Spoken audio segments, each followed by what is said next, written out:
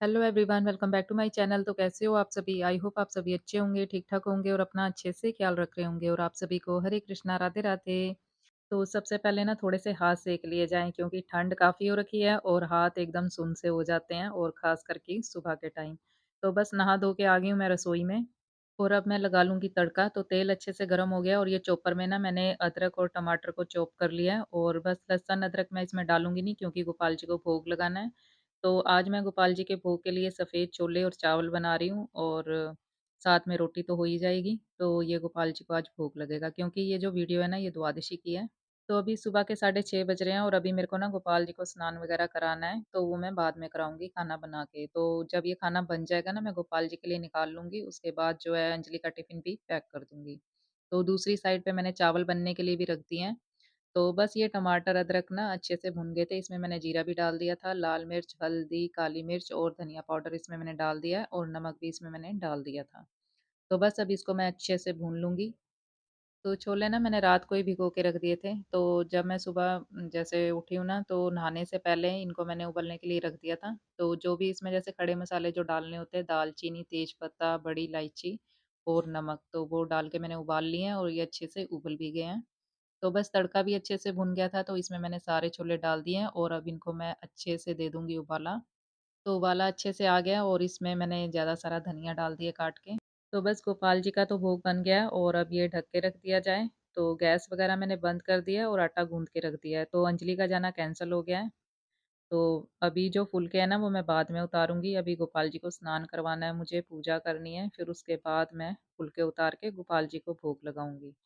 तो यहाँ पर हमारे सूरज देवता जी भी निकल आए हैं, तो मैंने ना जल चढ़ा दिया उनको और ये देखिए सामने ना बर्ड्स बैठे हुए हैं पेड़ पे, तो काफ़ी अच्छी आवाज़ आ रही है उनकी।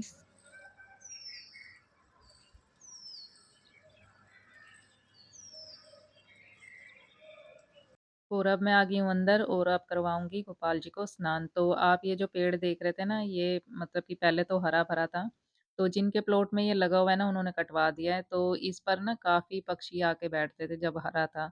तो अभी भी 3-4 तोते बैठे हुए थे और ये ना रोज़ ही आते हैं।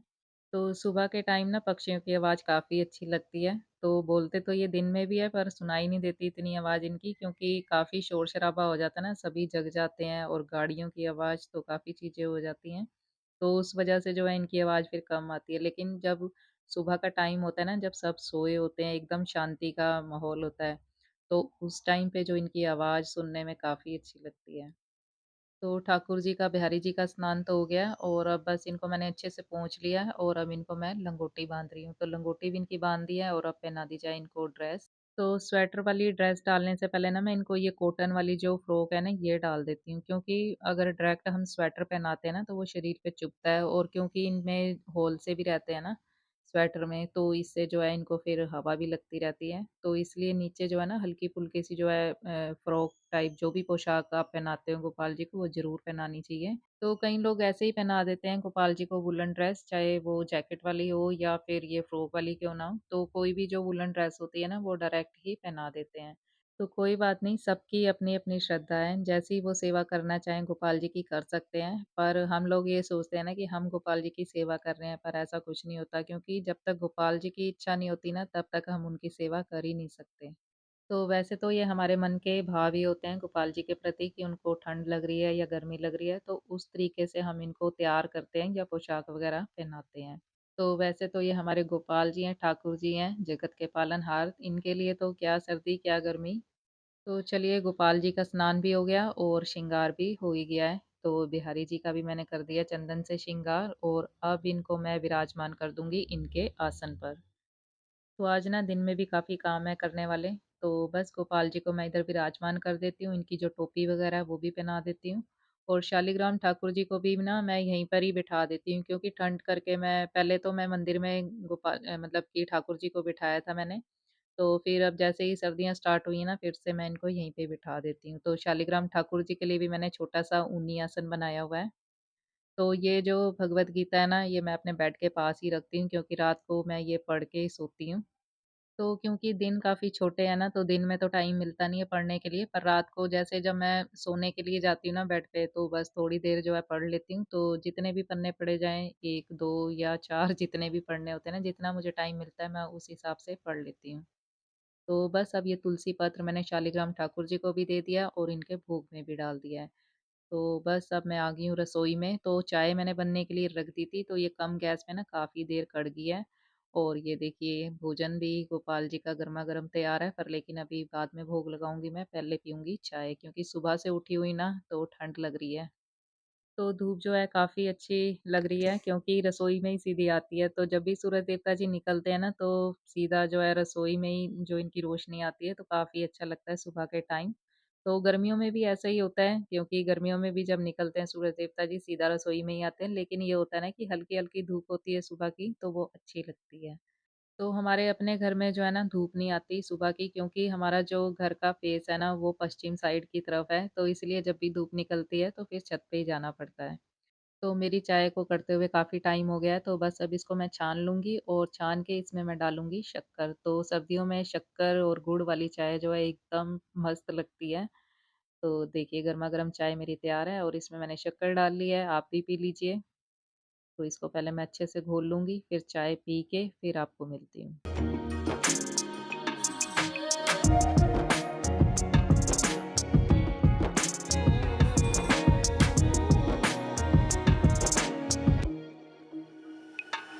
तो बस अब मैं आपसे मिल रही हूँ सीधा नाश्ता करने के बाद, तो गोपाल जी को भोग लगा दिया था, उसके बाद मैंने, दीपक जी ने और बच्चों ने भी सभी ने नाश्ता कर लिया है। और बस अब मैं करूँगी घर के साफ-सफाई के काम, तो अब मैं जा रही हूँ रसोई में बर्तन धोने के लिए। तो बर्तन ना आज कुछ ज़्यादा नहीं है धोने वाले, वो इसलिए क्योंकि जिस टाइम मैं खाना बना रही थी ना और जैसे जब भी कोई काम कर रही होती हूँ ना रसोई में, तो साथ के साथ ही बर्तन वगैरह धोती रहती हूँ। क्योंकि अगर सिंक में इकट्ठे करते रहो ना, फिर वो काफ़ी ज़्यादा हो जाते हैं, फिर वो काम बढ़ ही जाता है। तो इसलिए मैं साथ के साथ जितने भी होते हैं, वो धोती रहती हूँ। तो बस अब ये मैं गाजर धो लूँगी क्योंकि आज मुझे गोपाल जी के लिए गाजर का हलवा बनाना है। तो जब भी गाजर का हलवा बनाना हो ना, तो इसको छीलने से मतलब कि जो गाजर है ना, उसको छीलने से पहले भी धो लेना चाहिए और एक बारी छीलने के बाद भी। तो क्योंकि अगर इसमें ज़रा-सी भी मिट्टी रह जाए ना गाजर में, क्योंकि इनमें नोट होती है ना छोटी-छोटी सी, उसमें मिट्टी-सी फँसी होती है। अगर ये मिट्टी अच्छे से निकले ना, तो फिर हलवे में जो है ना किरक-सी आती है, तो वो खाया नहीं जाता फिर। तो इसलिए क्योंकि हलवा बनाने में भी काफ़ी टाइम लगता है, काफ़ी मेहनत लगती है हलवा बनाने में गाजर का। तो इस करके अगर ज़रा-सी भी किरक रह जाए तो सारी मेहनत ख़राब हो जाती है। तो मैंने ना गाजर धो के जस्सू को दे दिया छीलने के लिए और मैं जो है बर्तन धो लूँगी फटाफट से। तो क्योंकि अब सर्दियों का टाइम है ना, तो सर्दियों के मौसम में तो स्वीट क्रेविंग काफ़ी होती है। तो जैसे कि तिल गुड़ के लड्डू बन जाते हैं या गाजर का हलवा या सीरा बना लिया, तो आज मैं सीरा भी बनाने वाली हूँ। क्योंकि अंजलि की ना तबीयत थोड़ी-सी ठीक नहीं है, तो उसको थोड़ा-सा कोल्ड हो रखा है और थोड़ी-थोड़ी खाँसी भी है। तो उसको मैं सीरा बना के दूँगी क्योंकि बचपन में जब भी हमें सर्दी-खाँसी लगती थी ना, तो हमारी नानी हमें सीरा बना के देती थी और उससे ही काफ़ी आराम आ जाता था। तो बेसन का सीरा बनाऊँगी और ये मैंने ना कढ़ाई खाली कर लिया है, तो इसी में मैं बनाऊँगी। और दोपहर में मुझे कुछ बनाना नहीं है क्योंकि छोले भी पड़े हुए हैं, चावल भी पड़े हुए हैं और आटा गूँधा हुआ रखा हुआ है। तो किसी ने खाना होगा, जैसे रोटी वग़ैरह खानी होगी तो मैं बना दूँगी, वैसे खाने नहीं वाले क्योंकि नाश्ता ही हमने देर से करा है। तो जब भी बच्चे घर पे होते हैं ना, और आज तो वैसे दीपक जी भी घर पे हैं, तो जब सभी घर पे होते हैं ना, तो नाश्ता वग़ैरह लेट होता है, तो फिर जो रोटी वग़ैरह है शाम के टाइम ही खाते हैं। और यहाँ पर मैंने जस्सू को गाजर दे दी है कद्दूकस करने के लिए, तो ये छील के ना एक बारी पहले इसको मैं धो लूँगी और फिर इसको कहूँगी कद्दूकस करने के लिए। तो जब भी हमारे घर ये हलवा बनता है ना, तो ये गाजर छीलने की, कद्दूकस करने की ड्यूटी जस्सू की होती है, तो इसी को मैं कहती हूँ क्योंकि अंजलि तो ये करती नहीं है, उसको तो जितना मर्ज़ी कह लो वो कहती है ये काम मेरे से नहीं होता, तो इसको तो मैं लगा देती हूँ। तो बस इसको मैं यहीं पर ये समझा रही थी कि तूने चल गाजर तो छील दिया पर इसकी नोट सी थोड़ी-सी जो होती है ना वो भी निकाल दे क्योंकि उसमें मिट्टी काफ़ी फँसी होती है ना इस करके। तो घर का सारा काम तो हो गया है, पर अब मुझे पोछा भी लगाना है क्योंकि यहाँ पर यही कह रही थी, कहती है मैं कद्दूकस तभी करूँगी गाजर जब तुम पोछा लगाओगे। तो क्योंकि अंजलि भी आज घर पे है ना, नहीं तो वैसे तो ये लगा देती है, पर अंजलि घर पे है तो इस करके इसने भी ज़िद कर ली, तो मैंने कहा चल मैं ही लगा देती हूँ, 2 मिनट का काम है। तो अंजलि को मैंने कहा नहीं क्योंकि उसकी थोड़ी-सी तबीयत ठीक नहीं है इस करके, नहीं तो मैं उसको भी, वो भी लगा देती है कभी-कभी। तो आज ना मैंने कपड़े वगैरह भी नहीं धोए हैं, कपड़े मैं धोऊँगी कल क्योंकि जब ये सब घर पे होते हैं ना तो फिर काम ज़्यादा हो जाता है, तो फिर मैंने सोचा चलो आज मशीन नहीं मैं लगाती, आज खाने-पीने का ही जो काम बन करती हूँ मतलब कि बनाने का। तो बस अब मैं, धूप तो अच्छी निकली हुई है पर लेकिन हवा काफ़ी चल रही है।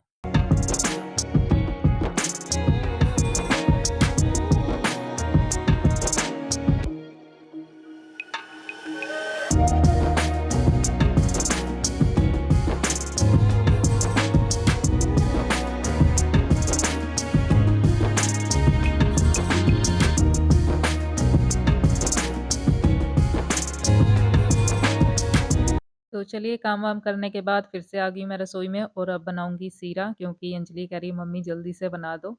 तो अब मैंने ना ये कढ़ाई रख दी थी गैस पे और इसमें मैंने डाला है देसी घी।